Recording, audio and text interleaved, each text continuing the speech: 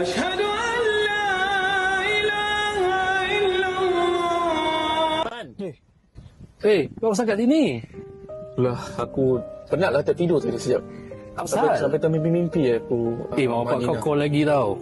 Mekah Madinah. Oh ya, kau baru balik umrah kan? Itulah aku rindu bila aku kat Mekah, Madinah.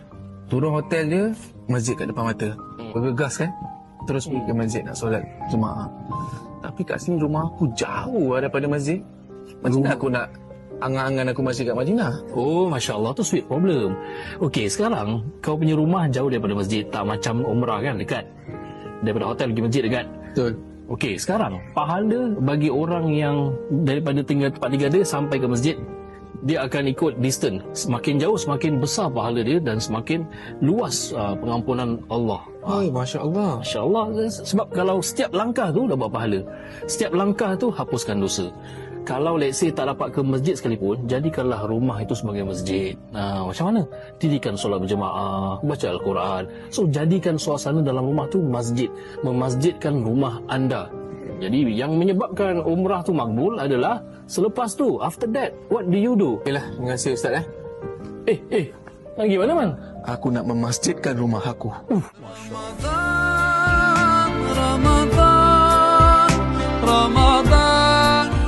Okay, Assalamualaikum warahmatullahi wabarakatuh. Welcome back to Kahwin Podcast with me, Ustaz Sumaah Salim. Thank you everyone for following us. And please like, share and spread this podcast to all your network. This podcast is brought to you by Agent Malik Aziz. Agent Malik Aziz here to assist. So Alhamdulillah, today I try to speak English all the way. And this episode, I'm very honored to have a very special guest here today, sitting in front of me. And of course, with me, my co-host. Hey. And yeah, here is Farah from Outside In. Assalamualaikum Ustaz, terima kasih. Waalaikumsalam. Terima kasih Farah for with me today. But your role is co-host. You're not the guest. Betul. Rasa adalah. macam guest duduk sebelah guest. You can contribute lah, insyaAllah. But our main guest today, the none other than Ustazah Nur Hidayah Azman. MasyaAllah. Alhamdulillah. How are you, Ustazah? I'm good. Alhamdulillah. Ustaz sihat. Good. Sihat, Alhamdulillah. Thank you very much. Farah sihat. Sorry. Wow, I'm pretty sure that Ustazah Nur Hidayah Azman is very popular. Yes. Very familiar face in your social media. Betul. In your feed, in your whatever TikTok. Okay, so Alhamdulillah Ustazah. So kita intro first lah. Ustazah Nur Hidayah Azman, welcome to Kahwin Podcast SG. So, kalau tengok Kahwin Podcast tu, usually what is your expectation? Expectation Yeah, what do you expect me to ask you? Expect me to ask you. You to ask me. Masya Allah. I think Kahwin Podcast tu, I think it's already evident in the name lah. Kan mesti ada kaitan dengan kahwin, relationships, marriages. Saya pun pendengar, sebenarnya pendengar Kahwin Podcast. Alhamdulillah. And Alhamdulillah I benefit from like the very candid conversation, tapi also conversation yang penting lah. So Alhamdulillah. So expectation dia lebih kepada kita akan bahas kahwin. Mungkin ada sharing personal stories. Personal. InsyaAllah. InsyaAllah. Thank you very much. I'm very honoured lah to have you. Memang dah lama sebenarnya. Dah lama juga part of the list lah as a guest. So Ustazah Nur Hidayah Azman ni you know lah, very young Ustazah. Very young. And then I cater to young audience, topic about modern issues, relationship, about family, about career or self-development, about mental health, wellness, everything lah. Whatever under the sun yang the topic yang tengah berbual, insyaAllah she is willing to share with us lah. Betul, and by looking at her Instagram, you know that Ustazah is someone yang love reading. Sangat Love reading. Dia bookworm, and she has one group. I already followed her lah for a long time. What group is that? The Instagram book reading. Community channel lah. Mungkin community channel. Over 1,000 1K followers Ustazah Hidayah. Not bad. So we are waiting for the first book lah from Ustazah Hidayah. InsyaAllah. Yeah. Okay, Ustazah Nur Hidayah Azman, just for the benefits of listeners lah, or the readers pula, viewers.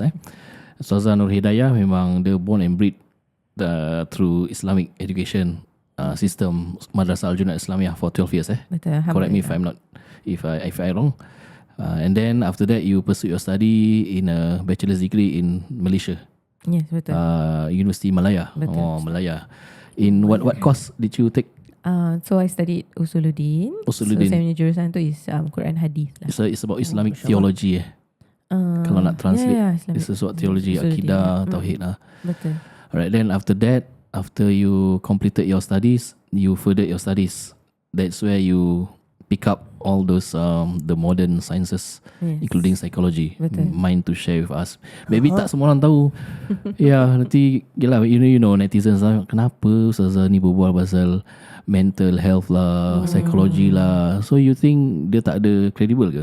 So hari ni kita nak tanya the formal education that you receive, especially bidang psikologi, dari mana you dapat?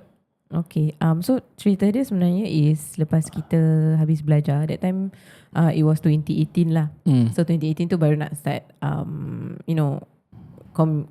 contribute back to the community kan.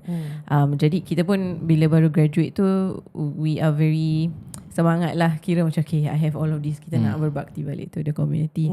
Tapi bila kita dah start engage dengan community, then that is where I realise there's one part yang missing lah, which I feel macam the part where I studied Quran Hadith, habis I want to translate that for the people kan, for them to learn more about Islam. Tapi I notice macam that human aspect of that conversation macam tak ada sangat lah at that point in time. And it's also sebenarnya more for myself, because macam I really want to faham lebih about people, jadi I can dakwah to them in a better way as well. So that is why macam maybe kita boleh belajar psychology. And happen to be pun bila baru graduate tu kan 2018. Lepas tu kan masuk COVID. COVID, yes. Ya, masuk COVID. Ya, jadi bila masuk COVID tu ada a lot of rise of suicidal rates juga, youths a lot in isolation, people who are in very difficult households, maybe experiencing toxic family members every single day. Then you kena stay dekat dalam rumah kan. So it's very difficult. So dekat situ I was like maybe I can take up psychology. Then that's where I pursued lah graduate diploma dalam applied psychology dengan positive psychology. Tapi sebab ada COVID, so all online. Of it was online, alhamdulillah. Applied online. Psychology. Universiti mana? Positive psychology. Satu dekat Scotland, itu kat UK. Scotland. Tapi dia online. Jadi saya kat Singapore. Wow. Habis profesor dia Scotland lah. Profesor dia typically dia mix lah. I see. Dia mix teachers. Tapi alhamdulillah sebenarnya memang minat belajar psikologi dari dulu lah. Maksudnya bila dah nak Sec 4 O level tu, memang betul-betul minat, macam memang bilang parents okay, after dah habis O level memang nak keluar madrasah, nak terus sambung psikologi kat poli. Tapi macam biasalah my parents dia macam pujuk, dia tak apalah habiskan PRIU dulu. Dan bila PRIU dah habis, okay nak belajar psikologi, tak apa, habiskan universiti dulu. Dan alhamdulillah lah berkat parents kan. Dan alhamdulillah. Alhamdulillah, Masya Allah. Ustaz tahu tak kita sebaya? Saya tak tahu. Umur sama. Umur sama. Yes, saya dengan Ustazah Hidayah umur sama sebaya. Jadi kita I feel like I can vibe lah dengan dia. Can vibe, can relate lah. Yeah. Tapi also I admire a lot because Masya Allah dia seorang asatiza, but like she said, tak ramai asatiza yang kat luar sana ada this both. Macam psychology dan juga bila nak berdakwah tu, nak explain to people, nak teach people pakai Quran punya hadis. So macam dia ada dua macam superpower gitu tau. Like you understand who you are speaking to, you are empathetic, you are reflective, insightful, but at the same time you have the knowledge as well. Macam okay, did you know that the Quran said this. So masya-Allah. So, I like Ustazah Hidayah because the way the approach in teaching more about reflective lah. It's a reflective approach rather than just preaching and sharing about the Quran, the exegesis, the tafsir, the kalam, the interpretation. But you need to relate lah in your class kan. How can I relate with that ayat? I think you have done very well. Alhamdulillah. InsyaAllah more to come. InsyaAllah. Saya terharu. Kita Saya doakan saya. Doakan lambung kita, dia hari ni. insyaAllah. Lambung. Masya-Allah, tak. Topik hari ni Farah agak ni tau. Agak berat serius Ustaz. tau. Ya, Ustaz. Serius. So topic today will be kahwin podcast. Kahwin is not just about kahwin-kahwin, preparation kahwin, jodoh, tapi it's about family lah. Starting with kahwin, nikah. So life after that and it's very challenging lah, how to maintain, build up families. And of course bila kita dah kahwin pun kita ada mak bapak. So today's generation, the term sekarang yang orang gunakan is kalau orang ada aging parents and while they are building family, ada anak-anak kecil, ada career, so they are sandwich. Sandwich generation orang Sandwich cakap. generation. Ya. Nak kena caregiving. Yes. Lepas tu nak jadi anak soleh, anak yang baik. So we understand tak semualah yang ada apa, tak semua yang ada bahagian yang baik. Maksudnya tak semua life families tu dalam keadaan yang smooth. Of course ada yang tercabar ujian-ujiannya, especially dengan mak bapak. So I think today Farah kita nak cakap pasal mak bapak yang challenging lah. Betul. Tapi saya juga nak share with people lah sebab saya dengan Yan pun buat outside in kan. Yan? And recently Yan tu. Oh yang tu. Okay. Actually tak tahu Oh yeah, from outside in Yes, Yan tu kita and Farah nak mention lah. buat outside in kan. So recently ada banyak people who are coming forward talking about macam family relationships and how their relationship dengan their parents are not so great lah. So before I was exposed more to the other side kan, Alhamdulillah my family is one that is rapat lah. So macam even though my mom is very firm and strict and all that, right, I still had that love from her, so to say. So macam I tak pernah lah call my mom macam toxic, or I didn't harbor any those kind of feelings. Tapi bila dah buat outside ini, lepas tu ada it's a two-way street kan. Kita buat episode, lepas tu orang feedback. Some of the feedback I realise macam sebenarnya tak semua keluarga kat luar sana macam aku punya. Ada yang keluarga yang memang mak dia dengan anak dia macam api dengan apa Ustaz? Oil. Api Warren dengan air. oil. Api dengan oil. air. Dua-dua api lah. Api dengan Maksudnya apa tak ngam lah. Okay. Tak ngam. So that's when I realise macam okay, we actually have to give these people macam ruang lah untuk macam try to understand them. Kalau kita tak try to understand, macam dulu saya macam kau ni macam kenapa tak respect your mom, kenapa you treat your mom like this. Tapi actually kita tak tahu masing-masing and kehidupan kita semua lain, mak bapak kita pun lain, right? So there's two parts of the story. Okay? So here goes the first question to Ustazah Nur Hidayah. I think within your network, your students, the youngsters ni kan, the Gen Zs, the Alpha. So usually of course you also came across lah a lot of questions regarding toxic parents, and Ustaz, how to deal with toxic parents? How can I disagree respectfully? How to protect myself from them? Jadi Ustaz, what is toxic ni sebenarnya? Maybe you can, from your understanding and from their world, what toxic means to them actually? Okay. So toxic ni dia is a very, I feel macam negative term lah. It gives off this very macam unpleasant meaning to it, right? Because the moment kalau benda tu memang tak baik or toxic for you, you don't want to come near to it or you don't want to approach it kan. And it would be unhealthy for your well-being also lah.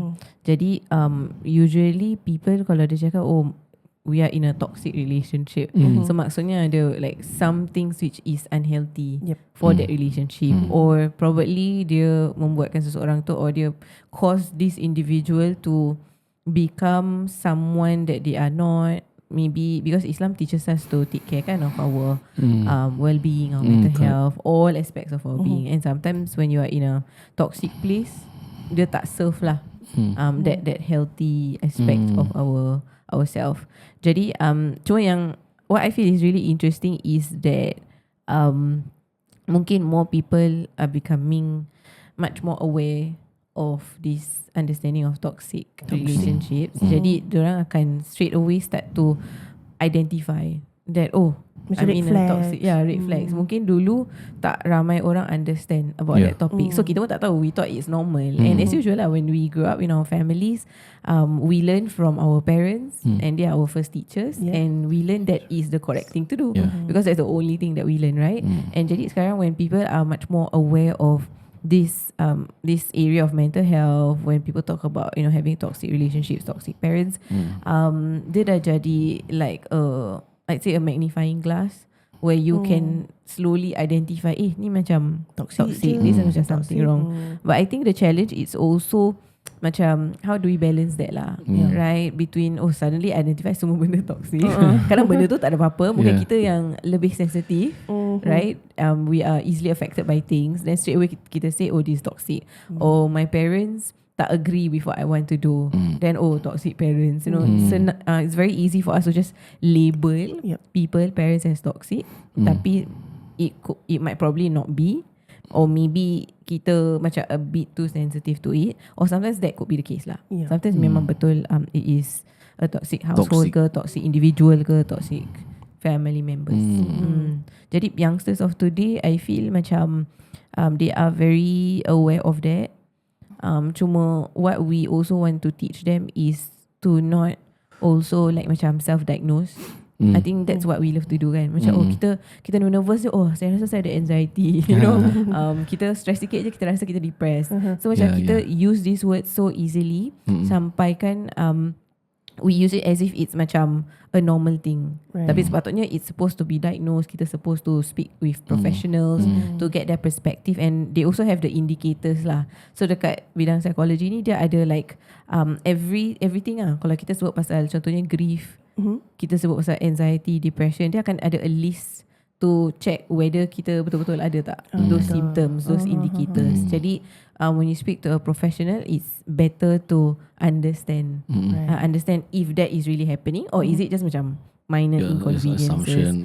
Because ada banyak case. Macam one of the recent cases pun is so she's a lady kan, dia youth jugalah. Then dia minta izin parents dia untuk naik motor, kira belajar motor, tapi mak dia tak kasi. Then bila mak dia tak kasi, then dia macam tak happy, then dia rasa mak dia tak faham dia, sebab adik-beradik dia semua boleh naik motor, dia seorang je tak boleh naik motor. Tapi bila kita selidik ask more kan, rupanya adik-beradik lain semua lelaki, dia seorang perempuan. Tapi dia macam kenapa abang dia semua boleh, dia tak boleh. Then dia tanya lah, ni adakah ni parents yang toxic, because macam itu semua, je that definition cases, that cases do happen. The other extreme pun mungkin dia seorang anak yang try to please their parents as much, tapi dia tak perasan yang parents dia toxic. So it can be like macam of various extremes terlalu ikutkan sangat. Betul, terlalu ikutkan sedangkan sangat. apa yang bapak dia suruh pun benda yang tak bagus untuk dia. Betul. Yeah. أشهد أن لا إله إلا الله. Kau sangat sini. Lah, aku penatlah tertidur tadi sekejap. Sampai termimpi-mimpi aku. Mak bapak kau call lagi tau. Mekah Madinah. Oh ya, kau baru balik umrah kan? Itulah aku rindu bila aku kat Mekah, Madinah. Turun hotel je, masjid kat depan mata. Bergegas kan? Terus pergi ke masjid nak solat Jumaat. Tapi kat sini rumah aku jauh daripada masjid. Macam mana aku nak angan-angan aku masjid kat Madinah? Oh, Masya Allah, tu sweet problem. Okey, sekarang kau punya rumah jauh daripada masjid. Tak macam umrah kan, dekat. Daripada hotel pergi masjid dekat. Betul. Okey, sekarang pahala bagi orang yang daripada tinggal tempat tinggal dia sampai ke masjid, dia akan ikut distance. Semakin jauh, semakin besar pahala dia dan semakin luas pengampunan Allah. Masya Allah. Masya Allah. Sebab kalau setiap langkah tu dapat pahala. Setiap langkah tu hapuskan dosa. Kalau let's say tak dapat ke masjid sekalipun, jadikanlah rumah itu sebagai masjid. Macam mana? Dirikan solat berjemaah, baca Al-Quran. So jadikan suasana dalam rumah tu masjid. Memasjidkan rumah anda. Jadi yang menyebabkan umrah tu makbul adalah selepas tu, after that, what do you do? Okeylah, terima kasih Ustaz. Lagi mana man? Aku nak memasjidkan rumah aku. رمضان رمضان رمضان So very complex lah saya rasa. Yeah, I think also the youth nowadays, this is just my opinion lah. They use the term toxic a bit too loosely. Macam whatever that you have explained is exactly why I say this lah. Macam maybe tak tahu saya rasa like the youth nowadays are more informed, more aware, a lot of resources, ChatGPT lah, Google lah, Which is good. Yeah, which is right? good. Yeah. But dulu kita tak ada, sekarang orang ada. So they are more aware lah. So these terms ni macam collectively as a group of youth can they use this term macam like a friend kan. Toxic It's like friend. almost a slang now. Yeah, when it's supposed to be macam kalau you talk about toxic, it really has to macam check a few Yep. boxes lah. Yep. Yeah.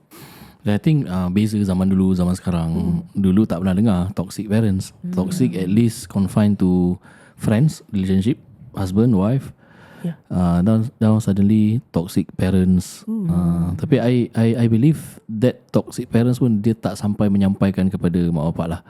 Okay, kalau zaman dulu, let's say our parents punya zaman, mulut mereka memang biasanya parents orang tua kan just lepas je kan, lepas. So anak dulu boleh hadam diam because being taught in schools ataupun dekat masjid ke supaya sabar tu mak bapak. The way I see now, they are more open, exposed to all these kind of things, and they are empowered to ask lah. If they have problem at home within themselves, they just ask. They reach out to ustazah and to ask about how to better approach parents yang macam ni lah, yang unhealthy, instead of not abandon them. I believe our youngsters, they have very good intention. Mereka nak jadi anak yang baik, tapi masalahnya they don't know how to connect with parents macam gini. And why they don't understand us, and you expect us to understand you, tapi it is two way lah. Two-way street, betul. Itu kena acknowledge juga, memang it is just a real issue and nobody is perfect. Betul. Betul. I think topik ni pun dia a bit sensitive juga, because like Ustaz mention lah, this toxic conversation on toxicity yang kita nak talk about is about parents kan. And then parents pun they are at a place where kita memang nak kena respect them, right? At a place where memang darjat dia lebih tinggi lah, right? Daripada darjat seorang anak. And which is why this topic is very difficult, because Very macam difficult. bila kita cakap parents toxic, maksudnya kita derhaka ke, or like macam boleh ke kita sebenarnya panggil parents kita toxic kan? Is it wrong to actually say those things? Dia ada Quranic injunction, sunnah kan, the way what is expected from us as children, towards treatment towards our parents. That is in general principle. Tapi when it comes to personal experience, kita experience sendiri. So I think each of us ada valid point to raise the challenges yang diorang kena deal dengan mak bapak. Bila kita kata durhaka, anak durhaka, tapi mak bapak ada durhaka tak, Ustazah? Mak bapak durhaka, kita tak pernah dengar lagi. Mungkin is that translated to toxic? No. Mak bapak durhaka. Sebenarnya ada lah dalam Islam kan. Dosa lah, dia tak durhaka. Lebih dia mak bapak yang dosa. For example, yang saya boleh ingat, seorang sahabat Nabi bernama Sayyidina Nu'man bin Bashir. Dia ada anak kecil, ada beberapa anak. So dia belikan hadiah ni untuk satu anak ni. So dia cakap dengan isteri dia happy-happy, saya nak kasih anak ni hadiah. So isteri dia macam reluctant lah, you ada belikan yang anak-anak lain tak? Kenapa tu je you belikan? Kata tak lah, okay, mesti diorang tak merajuk. Okay, kita tanya Rasulullah. Okay, diorang pun tanya Rasulullah. So Rasulullah nasihatkan lah Nu'man, ittaqullah wa'dilu baina auladikum. Taqwalah pada Allah wahai Nu'man, dan adil lah, berlaku adil kepada anak-anak engkau. Maknanya if you want to give ni, kasih semua. Itu baru in terms of hadiah, being adil kepada anak-anak. Belum lagi kalau dia tak jalankan responsibility as father, as mother, of course ada dosanya lah. Tapi nak cakap derhaka tu, mungkin dia dengan Tuhan Okay, yes. Betul, Masya Allah. I think kalau kita tengok like the term toxic pun kan, toxic tu how it happens, dia bukan overnight. Dia bukan macam kita buat satu benda je terus kita jadi orang yang toxic, ataupun relationship tu jadi toxic.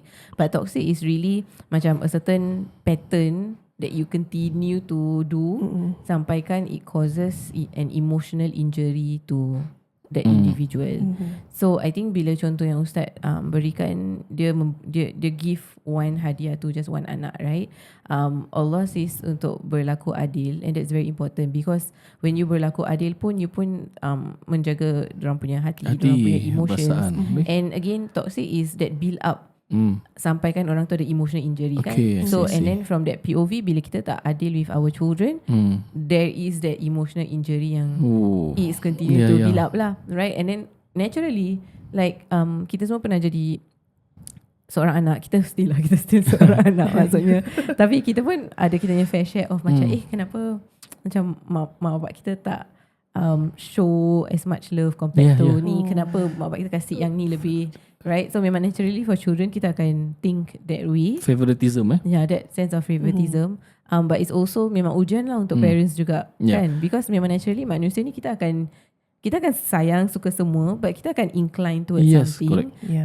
What I learned from my parents pun contohnya is my father tell me memang dia sayang anak dia semua equally, tapi dia kata akan ada satu anak tu yang memang penyejuk mata, yang memang kalau dia nak minta tolong mesti satu anak tu je, because dia rasa lebih senang dengan anak tu. Tapi tak bermaksud anak ni contohnya number one, then more than the other children lah. Apa Ustaznya That's experience? good, being upfront kepada anak-anak yang lain kan. I show more, not meaning that I love more this anak, tapi play to their strength lah. Kadang-kadang mungkin mak bapak tak perasan. Dia tak perasan macam yang di sahabat, maybe dia tak perasan yang benda tu will affect the others. Dia kata tak apalah, aku beri ni, mungkin yang lain boleh terima, tapi Rasulullah kata just kasih adil. Benda mungkin to put benefit of doubt kepada our parents yang mungkin anak-anak rasa ada favoritism kepada kakak ke, kepada adik ke kan. Maybe mak bapak tak perasan.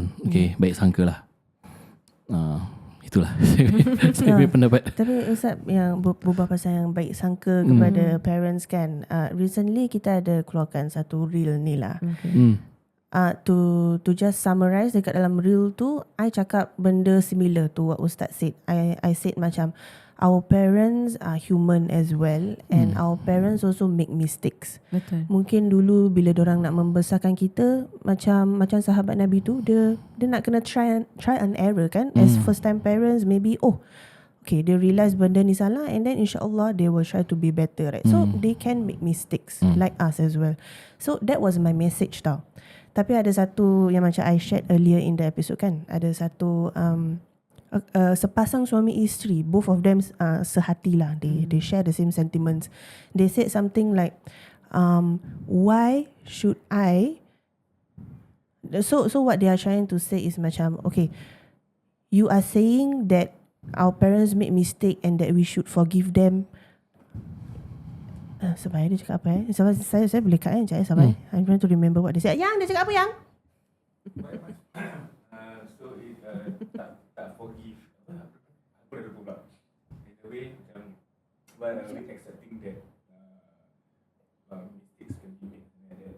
No, they use this one term. Validating. No, bukan. Sabar let me think. Astaghfirullah. Enabler. Enabling toxic behavior lah. Okay, so this husband and wife ni, dia cakap, why should I enable my parents' mistakes? Jadi the cara that he was speaking kan, macam he is speaking out of hurt tau. So again, macam to touch on Ustazah punya point pula, is this toxic behavior that they usually term ni, it doesn't happen overnight. So it became a DM conversation tau, which we were just trying to understand this person lah. So this person said macam daripada dulu sampai sekarang mak dia tak pernah minta maaf kat dia.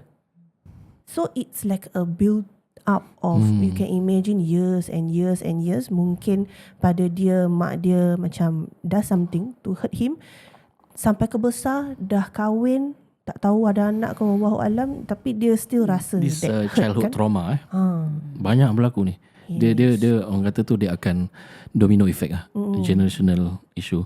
So after dia dah kahwin, dia masih lagi ada trauma from her his or her past childhood experience, yang dia look up to parents, dia tak dapat that trust, Kasih sayang, security. Then bila dia kahwin, dia expect the husband or the wife to give, tapi once dia tak dapat, itu yang menyebabkan dia feel insecure. Ni profile saya pula orang kahwin kan. Bila ada pasangan datang, dia complain lah tentang dia punya wife gini terlalu insecure about dia punya interaction dengan kawan-kawan. Ini yang suami yang mengadu kat saya. So bila dia dah dig further, dia tanya isteri dia. Isteri sebenarnya cakap, maybe because of my childhood, because I was raised by parents yang macam gini, dalam environment yang tak kasih saya security, tak dapat love. Tapi bila I dah kahwin dengan you, macam you tak kasih I, so I tetap tak dapat lah. Then I feel insecure, takut you pula cari perempuan lain. So you see, bila dia tak unattended, dia tak attend to this problem, childhood trauma ni, it will affect relationship afterwards. Yes, nanti dia jadi parents macam mana, tak settle lagi, kan? nanti dia pula gunakan untuk anak. Betul. So inilah kita perlukan Ustazah Hidayah untuk intervention. Tapi I really appreciate apa yang Ustaz share tadi lah, which I think something yang ramai orang tak realise, that sebenarnya benda-benda yang kita belajar through kita punya childhood pun kita akan bawa into kita punya rumah tangga, kita punya marriage.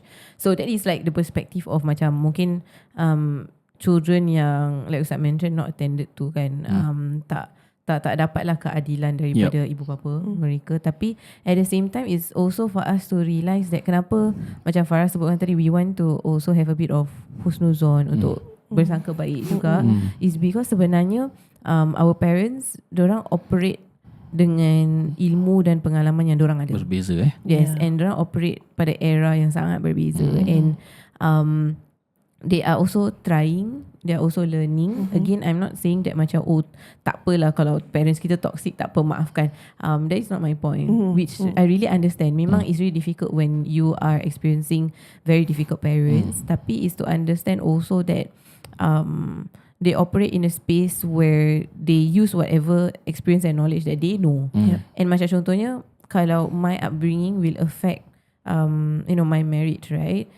Could it be that the fact that they are not able to function well as a parent because dorang punya upbringing pun, you know, it's very difficult, it's very challenging. And when we learn about, these are some of the things yang mungkin kita tak selesa dengan cara mak bapak kita, it shouldn't be like a red flag for us to macam salahkan dorang ataupun macam marah-marah dorang. But sebenarnya it's I really feel lah cara Allah nak open our eyes for us to learn that mungkin there are certain things kita tak boleh belajar daripada mak bapak kita, tapi Allah tunjuk from this angle untuk kita belajar, okay, nanti kalau bila kita kahwin, bila kita ada kita own family, what are some things that we want to do, what are some of the things that we don't want to do.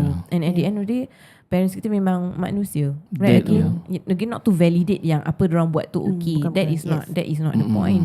Tapi the point is sometimes bila kita terlalu focus on this so-called red flags kan, kita sampai lupa our place and position sebagai seorang anak. Kita rasa suddenly, because parents kita toxic, we are above them, we are higher than them, and then kita start to question. Padahal dalam Quran surah Isra kan, Allah sebutkan untuk kita still respect kita punya parents regardless of the situation. You tetap seorang anak, and that is the cycle of life, that you akan start sebagai seorang anak, which parents you pun pernah jadi seorang anak dulu, and then kalau Allah rezekikan you jadi parents, you akan jadi parents and you will be in their position. And it's that cycle of life yang akan mengajarkan kita that wait a minute, everyone ada a role to play, and you know, jangan sampaikan benda-benda yang make us feel very uncomfortable, buat kita jadi orang yang not just tadi Ustaz mention derhaka kan towards parents, but bila kita remember our place as seorang anak tu, is also a reminder yang kita sebenarnya a servant of Allah SWT, that my relationship with people is sebenarnya be it mak bapak ke, adik-beradik ke, anak-anak kita pun, kita tetap servant of Allah and memang kita here to serve Allah through these relationships that we have lah. Yeah. Masya Allah. Saya nak pick up tadi yang surah Al-Isra. Memang menarik Zah untuk kita reflect. Betul.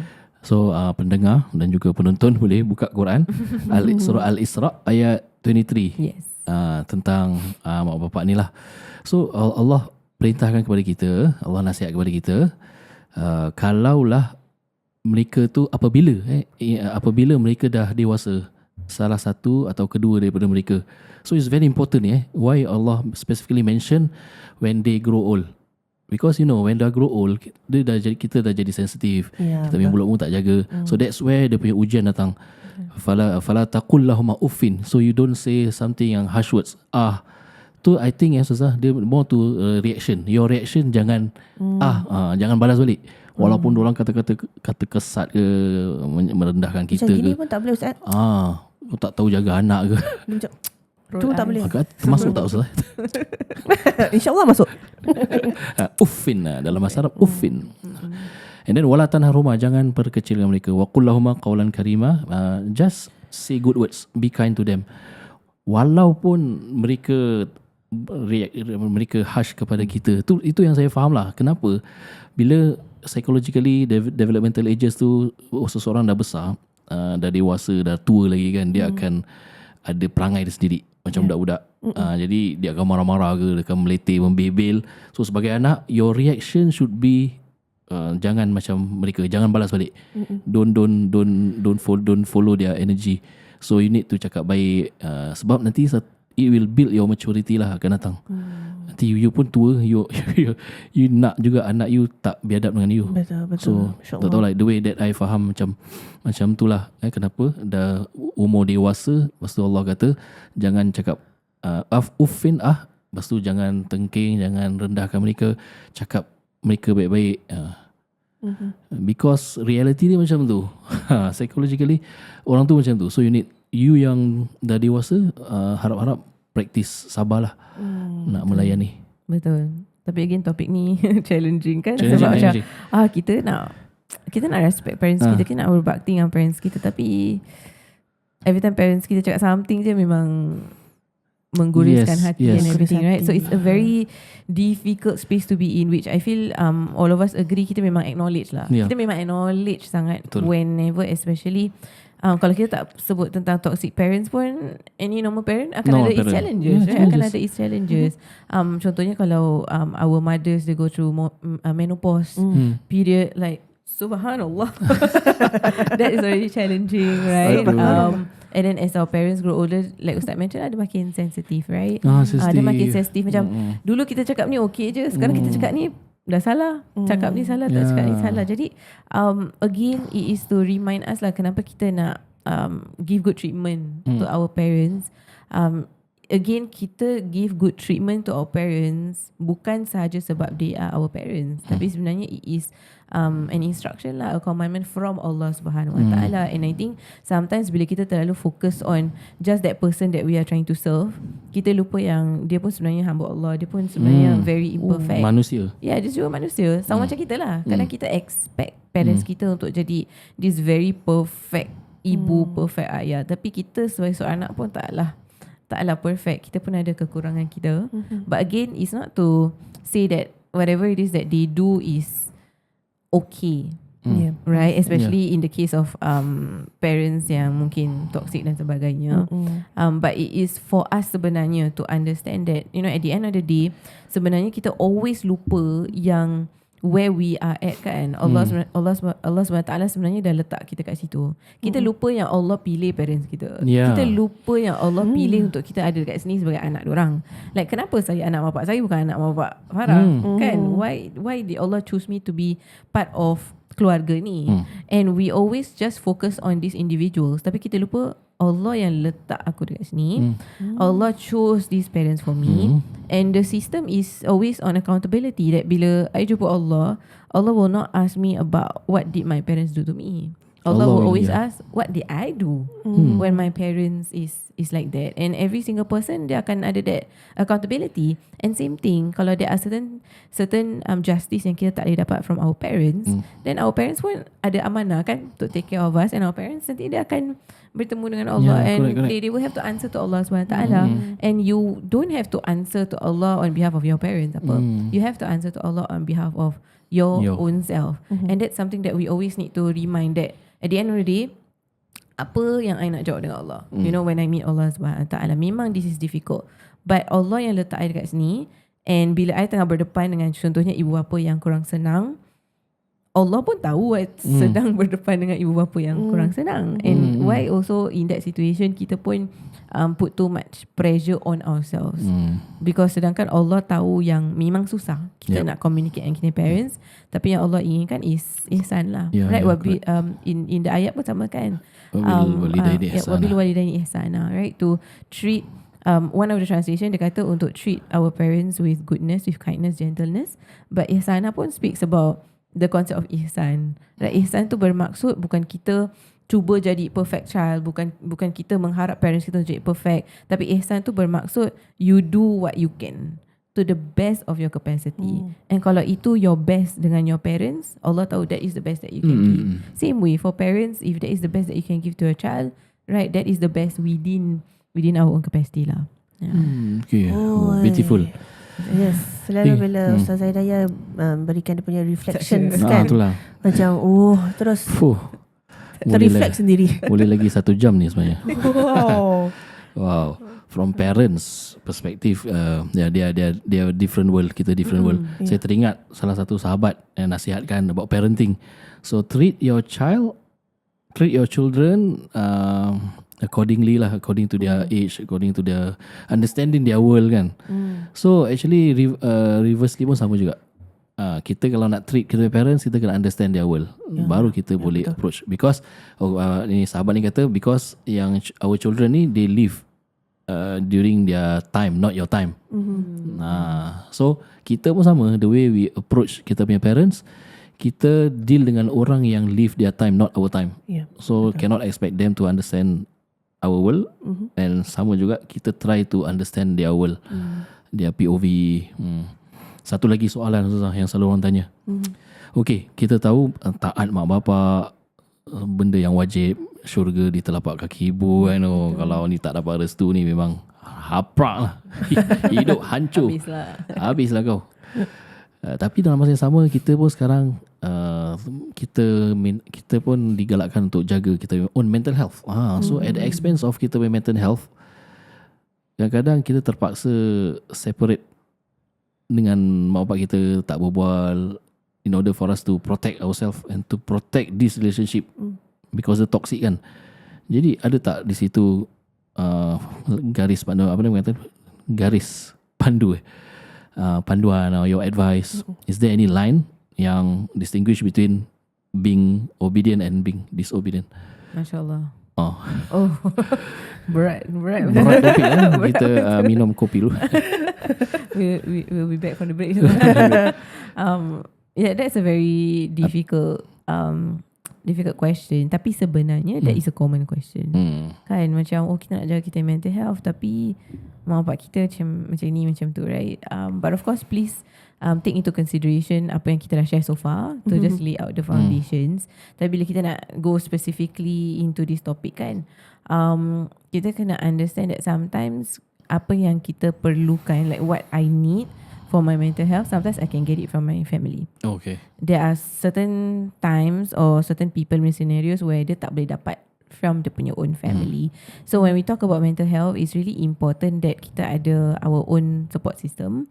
And I will always encourage people to also reach out to professional lah, for professional help. Because sometimes kita tengah struggle dengan both tau. Kita nak make sure mental health kita okay, tapi kita also nak kena berbakti dengan parents kita. And then everything is, it get mixed up. And then sometimes kita expect that from kita punya parents as well, right? So memang it's really confusing, it's really overlapping. Tapi my go-to thought will always be, okay, kalau you tahu yang your mental health tu dia tak boleh nak nurture and jaga properly through your parents, then mungkin rezeki kita tak ada dekat situ kan. But it's important for us to also get professional help outside. Because bila you punya mental health tak okay, you pun tak boleh manage diri you. Lepas tu nanti bila you nak berbual dengan orang, you pun tak boleh nak berbual dengan orang. Lepas tu bila parents you interact with you in a certain way, nanti trigger you so many things, right? Yes. So it gets very difficult for orang when it comes to mental health because dia tak ada cara nak cope. Tak ada that coping mechanism, or sometimes coping mechanism dia tu tak berapa sihat atau tak berapa healthy. So bila kita pergi contohnya counselling, therapy, professional help, kita tahu yang kita tengah usaha to take care of my mental health, and when I take care of my mental health, I can cope better, then I can face difficult people better, be it family members or even parents lah to begin with. Because sometimes mungkin cara certain parents, right, cara they speak to us, or the language that they use, or the things that they do to us are very harmful kan, are very dangerous. Tapi at the same time kita nak respect, right, ibu bapa kita. So to have that mental capacity to respect them while they might not be a healthy set of parents is very difficult. Very difficult. Sometimes you tak tahu macam nak respond. Sometimes you respond pun because macam you bottle up, right? You rasa so many things and you don't know how to deal with that situation. But what professional help does is that it helps you to have that safe space to talk about it, right? And to also learn coping mechanisms yang lebih healthy. Jadi bila you berdepan dengan momen-momen yang difficult ni, you tahu nak buat apa. Right, you tahu nak buat apa. And one of the things that professional help ajarkan kita is that sense of boundary lah, creating boundaries. Boundaries tu supaya kita tak macam serve people at the expense of our own mental health, tapi at the same time kita still respect these individuals. Kalau nak tanya macam mana tu, it really goes down to specific cases lah. Tapi kalau kita belajar from Islam teaches us that sense of respect to our parents, right? To be able to respect. It never tells us to, contohnya to love kita punya parents, 100%. What is diperlukan out of us, part of birrul walidain, is to respect them, right? Give them the respect that Allah Subhanahu Wa Taala has given that authority upon them. And that authority that is given upon them pun is also ujian for them, and then also ujian for us, right? So mungkin kalau contohnya parents tu say certain things and then we feel very uncomfortable, kan? Like contoh-contoh yang Ustaz berikan earlier lah, like mungkin at that point what I can just do is I berdiam diri, right? I berdiam. Dia cakap apa pun kita macam okay, tak apa, dengarkan aja, right? Kita diamkan aja. But at the same time, okay, kalau I tahu I diamkan aja, I biarkan aja macam I broken kan kat dalam, then you don't stop there. You take that step to help yourself with your mental health with professional help. My point is support will always be there. So don't engage parents Don't engage with parents. Kalau you can definitely engage, right? Because it's part of kita punya respect kan. Like nampak parents kita beri salam, nampak parents kita macam okay, but you engage. Don't stop talking. Dia bukan don't engage or don't stop talking to them. It's really macam if you can provide respect at the bare minimum, then that's totally your fine. best lah. Yeah, to Give your acknowledge. best. Yeah, but again, different situation, different scenario, very different. Certain people, dorang masih boleh berbual dengan their parents.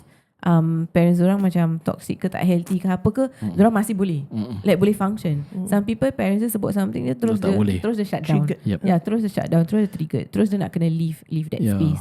So which is why kita tak ada macam that one formula untuk semua orang. Tapi kita kena understand that kita to a certain extent still need to hormat ibu bapa kita. We cannot put them lower than us. Kita tak boleh we cannot hurt them lah just because they hurt us. I agree. Paling pun kalau let's say you nak try engage, nak try berbual, nanti your parents macam keep talking about things yang you tak suka. Habis pasal ni asyik keep bring up things yang you tak suka. So I think you need to be upfront juga, respectfully. Cakap minta maaf mak, I tak boleh kalau you keep bring up this topic. Setiap kali kita berbual, I don't think we can go further lah. So minta izin, minta maaf kalau saya tak berbual dengan mak dulu. Saya boleh WhatsApp gitu je lah. Bukan maknanya terus putus hubungan, no. Kita tak boleh putus hubungan. And then tak boleh terus diam diri, tak boleh ada perasaan musuh, dendam dengan mak bapak kita. Tapi disagreement is about disagreement. We just process differently lah. Kita operate differently. I respect you as my mother, and can you respect me and give space lah untuk saya operate pula. Because I have my own self, my family. Jadi insyaAllah lama kelamaan dia akan faham. Tapi jangan putus hubungan. You just text kan. Tu minimum lah. Text, apa khabar, hantar Grab, food kan. You buat baik lah. Tu minimum juga. Buat baik, belanja makan apa-apa. So I think tapi actually communication. Macam Ustaz katakan, kita dengan mak bapak kita zaman berbeza. Macam how we do things, how we think, our environment, circumstance, all different, right? So kadang-kadang bila kita nak buat benda macam gini, macam to safeguard our mental health, but at the same time I'm still respecting you, but I want space, I need space and things like that kan. Kadang-kadang sesetengah parents tak faham. Diorang akan makin marah. Kenapa kau buat macam gini? Like, you know, they don't understand lah. So I feel like this thing, it happens a lot, especially when mental health is now more talked about, more awareness about it. Orang kita punya generation are actively trying to better our mental health, tapi mak bapak kita punya generation is still macam tak faham sangat. So I feel like with patience, macam Ustaz kata, don't break off, but buat baik and like just take care of yourself, but at the same time still respect your parents, no? You know. And I also feel like this conversation, this whole conversation that we're having today is very important. Very important. Because insyaAllah kita semua masih ada mak bapak. There will be one day that we have, akan datang masanya tu yang kita dengan pasangan kita nak kena jaga ibu bapa kita, however the arrangement might be. So with all the things insyaAllah that you've learned and the reflections, the insight that is provided by both our asatizah today, insyaAllah you'll be more equipped lah. You are more, you have a little bit more knowledge now, so you can prepare yourself for when that time comes. Because we don't know. Mak bapak kita maybe sekarang masih sihat, masih segar, but when they are of age, nanti macam Ustaz katakan, diorang akan tukar. Macam kita kadang dah tak recognize. Then that's when the challenge comes. And it's especially important because this is not just you punya challenge, macam your parents. Whatever that you are going through it with your partner. So macam kalau benda ni sensitif kan, macam kalau tak betul-betul prepare kan, nanti kita punya marriage pun akan goyang juga. So that's the challenge. Thank you Farah. Baik. Oh, Masya Allah. That's why Outside In join Kahwin Podcast. Salah, Kahwin Podcast join Outside In. Ada soalan lagi yang I want to ask Ustazah on behalf of people outside there yang having challenges in terms of wanting to get married. Okay, they have their own choice lah, life partner. Tapi mak bapak tak setuju. Jadi macam mana Ustazah? Nak sampai dapat restu ataupun kahwin dulu baru dapat restu? Alamak, soalan ni patut Ustaz yang jawab. Masya Allah. Saya nak dengar juga daripada orang lain.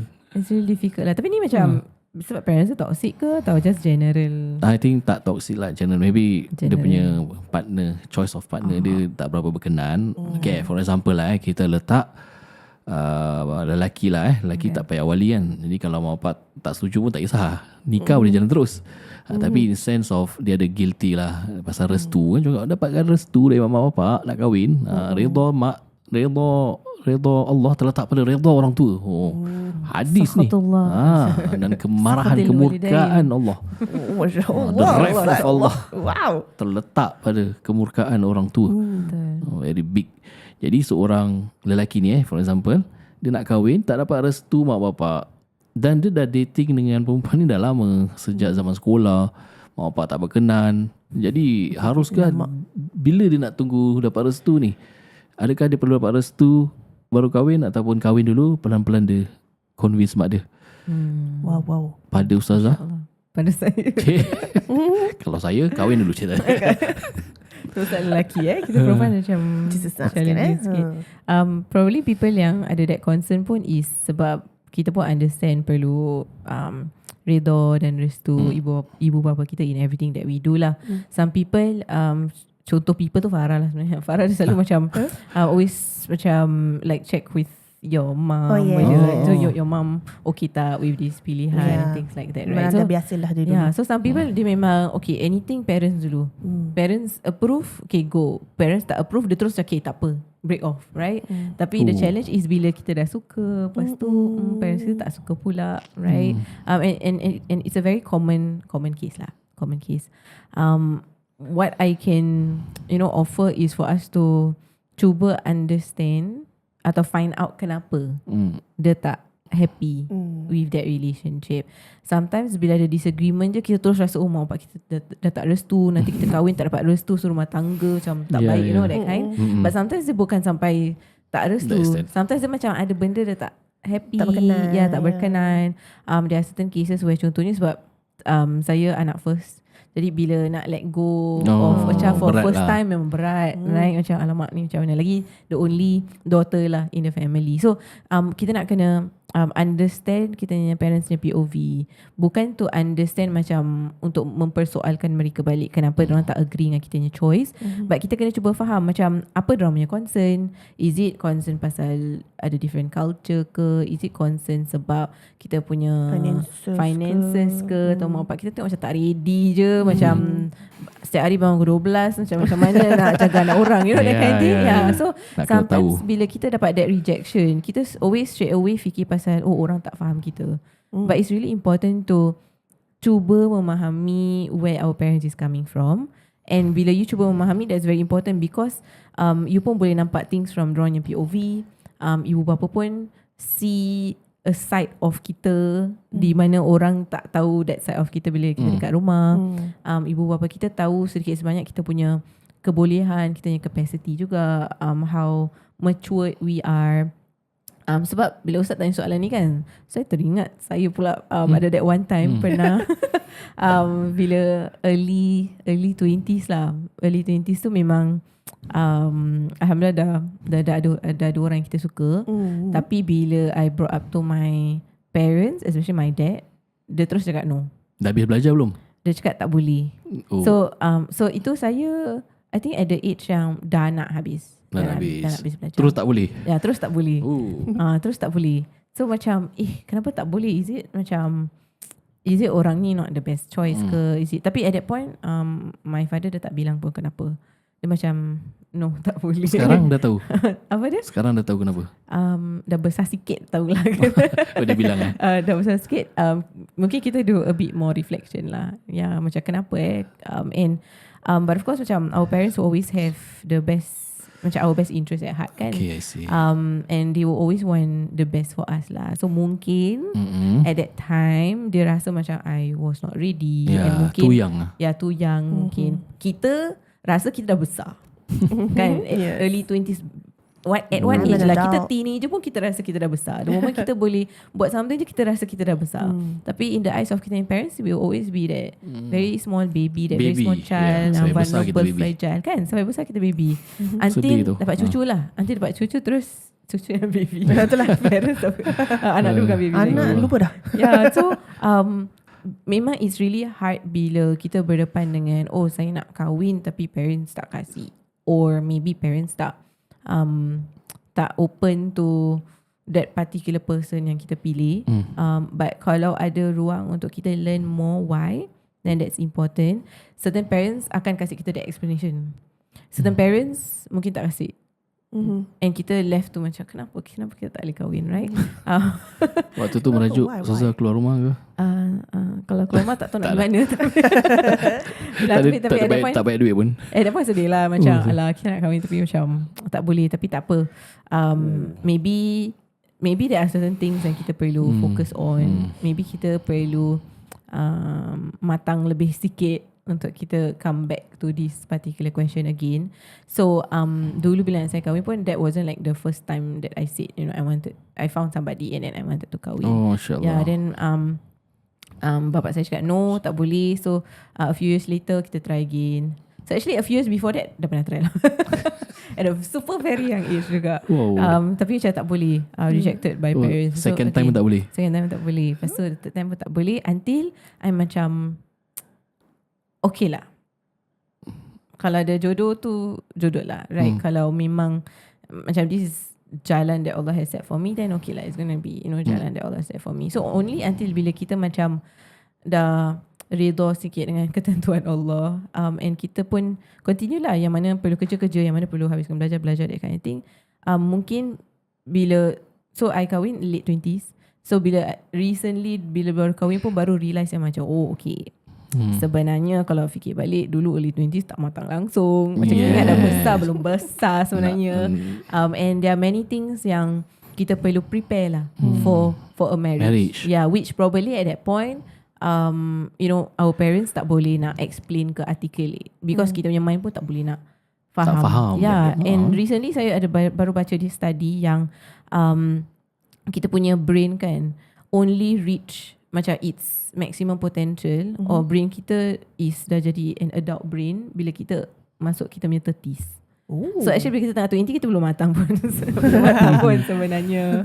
Yeah. So there's a lot of things lah that sometimes bila kita at a certain age or at a certain position, kita rasa kita betul. Kita rasa kita ada that enough knowledge, enough whatever it is lah. But sometimes bila there are rejections from our parents, kita perlu also understand that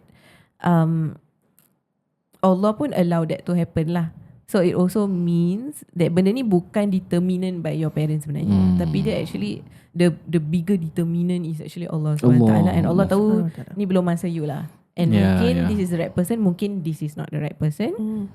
Wallahu alam. Tapi in the face of contohnya parents tak restu, my take is always untuk ask kita parents lah, kenapa dia tak restu? Is it the person? Is it the time? Is it kita? And bila you mungkin dah figure out what is missing, boleh tak you work on that aspect, on that aspect of yourself. So when I was as in wanted to kahwin that time, yang tak dapat kahwin tu, I also do a lot of reflection lah, and then terus teringat some of the things yang my mom selalu cakap pasal mana yang I kurang, then maybe I can work on it. And then can prove my parents yang okay, sebenarnya I ready, sebenarnya I insyaAllah work on my sense of responsibility and things like that, and hopefully that can be helpful, insyaAllah. Wah, thank you for sharing. Panjang sorry. Kita nak tahu juga macam mana Ustazah dapat jodoh. Tak, itu next episode. Okay, nantikan next kalau ada. Kita nak tahu juga Ustazah punya jodoh. Kisah jodoh. Kawan podcast ni kadang-kadang ada kisah jodoh Ustazah lah. Ustazah. Alright, Farah, anything to us last before we close? Dah tak ada apa-apa. Tak ada Okay, thank you very much Ustazah Hidayah Azman for with us today. InsyaAllah kita doakan Ustazah semua berjaya dunia dan akhirat, insyaAllah. Alright, this episode is brought to you by Agent Malik Aziz here to assist. Kita jumpa episod akan datang. Wassalamualaikum warahmatullahi wabarakatuh.